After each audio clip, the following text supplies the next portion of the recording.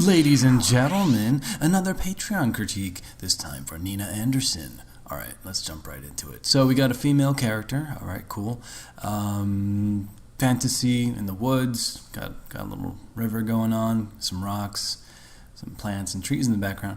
One thing that I would say is, first, okay, so the painting is obviously about the character, right? I would find a way to emphasize that, and to just sort of like figure out the best way to really highlight and almost spotlight her, right? So I'm going to duplicate everything, and I think it's just a quick value fix, and then from there there's going to be other rendering things that I'll talk about. So I'm going to increase the light and contrast on this on one layer, and then hold Alt and use the good old masking trick. And then I'm going to paint out the areas behind her to create a little bit more contrast around her so that it's brighter. That way it's the brightest area in the painting, and it's for sure that's where we're going to look. I mean, already, since it is a human being that we're looking at, we're going to be naturally drawn to look there, but in terms of just physical placement of shapes and contrast, you can sort of play a few more tricks up your sleeve to really drive the point home. And so that was the first thing that I would do. Also, I think I would want a more 1, 2, 3 read on her. And what I mean by that is I want to establish a actual readable light. So you do have indicated shadows beneath her and beneath her jaw onto her neck, so it's implying that there's light coming from the top front, and that's something I would want to emphasize to really drive it home that there is definitely light coming from the top.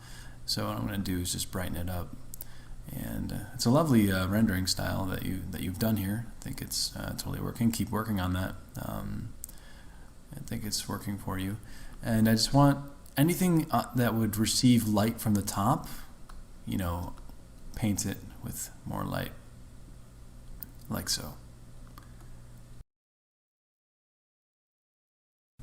And in terms of value, automatically we start to have like a naturally, your eye naturally is drawn to this area, right? I'm going to go ahead and duplicate that and flatten it. Also, so the hair's flowing into the wind, I would recommend and encourage, let's make that white, to sort of take every opportunity to design shapes. So for the hair, because we have so much care spent on the face and on the shapes and the design of the armor, but for the hair, it kind of just like snakes out and feels like it was a last-minute wisp, if you will. But we have it's working really well right here. I'm going to go ahead and do what I would do and then talk about it.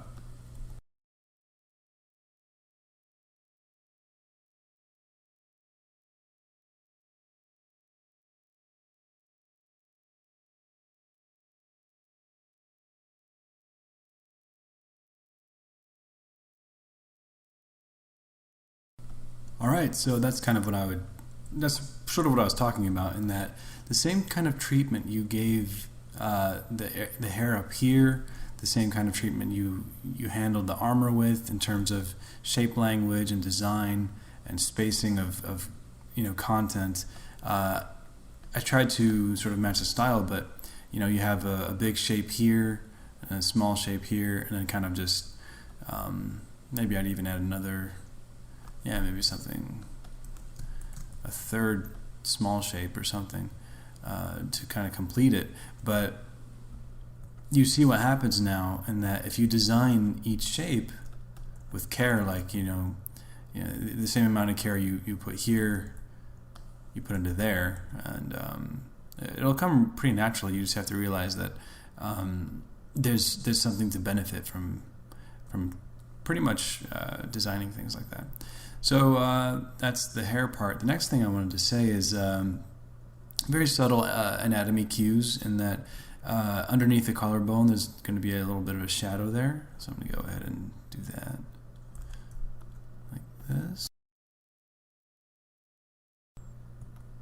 And then another thing I might want to add is that things in the shadows don't have to be very detailed and rendered out. But this is like a personal style from personal choice that I do, in that like if there's stuff over here, this line, personally, I would just blur it a little bit because it's not really that important. You'll see master painters do that in terms of portraiture. You look at John Singer Sargent or Anders Zorn. They really don't care too much about stuff that's in shadow, or they do, but they don't render it out because, you know, I suppose the purpose is to make sure it doesn't take away attention from the main star of the show, and that's the things that are in light.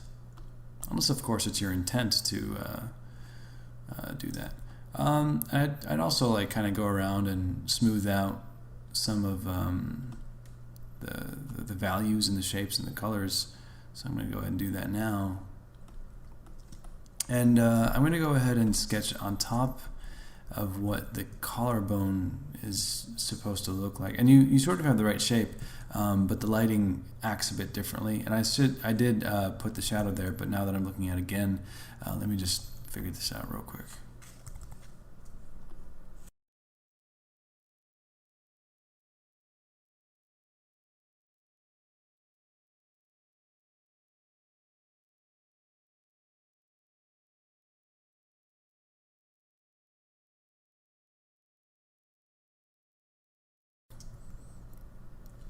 All right, so that's kind of how I would go about doing the clavicle, you know, sort of drawing it out based on what I understand. I could have pulled up reference, I should have, but I didn't. That way you can sort of, if you understand the form of something, you know exactly how the light is going to hit it, from above, from the side, from anything.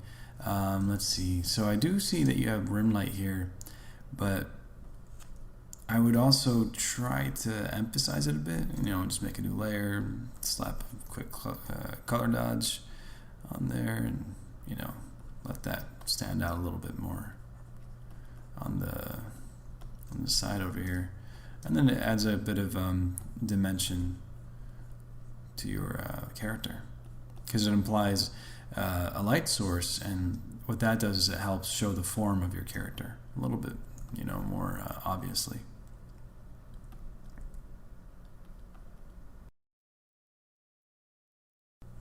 So in terms of the armor, I'm not sure if this is the style that you're going for, or, you know, if and that's perfectly fine. There's, you know, so many different ways you can go about doing your illustration or your design. But if you are interested in making it a bit more realistic, I would find reference of actual materials, in light. That way you can see how it'll pick up reflections. Even if it's a matte surface, it'll take on reflections and rim light and all that stuff. So I'm going to go ahead and pretend that the purple or the magenta stuff is a bit more metallic than the other things, and then kind of go with that.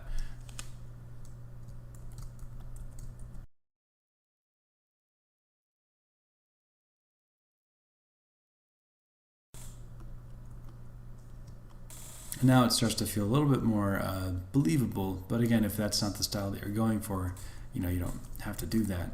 So I'm going to make a new a new layer, and set it to light, and so that we can put a little bit of an orange glow on that rim light there. Maybe a little, well, maybe more red than orange. And we'll tone it down in a moment. I just want to get it in all the places that I want it to be. And lower the opacity. And erase out a little bit. And yeah. Let's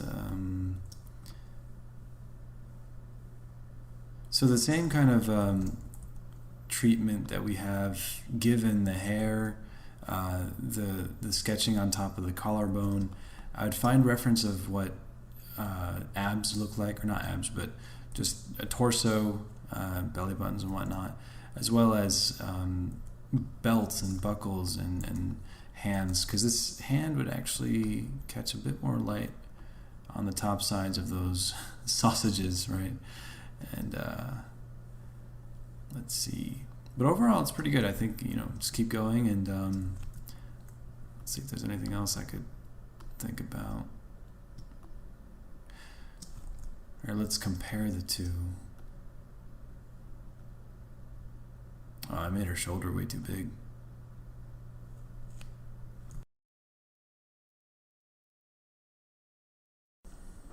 So the same thing with the grass here in terms of finding reference. I would find any picture of somebody standing in grass in similar lighting and just see how, I'm going to draw these boots real quick. How the grass kind of just, and it's the small details that make the difference, but the grass would actually be kind of like that, right? And you could actually have some grass bent over behind her as if she walked through it, as footsteps. But it's these subtle details that really help make your piece stand out, because if you take care and offer attention like this to every part of your painting, then I think it's a little bit more successful in terms of communicating your story. And it looks like you've designed this shape pretty well, right? And it's sort of what I did up here with the hair, right? You have a big shape, a medium shape, and a small shape. It's working really well.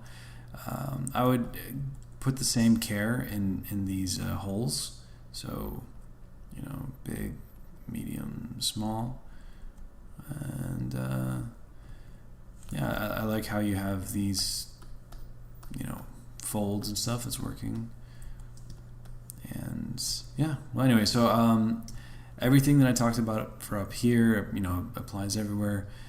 And I hope that helped. And it's a cool character. I would keep going. And thanks again for your support. And if you'd all like to see more, just stay tuned. All right. Over and out. Just gonna click this button real quick.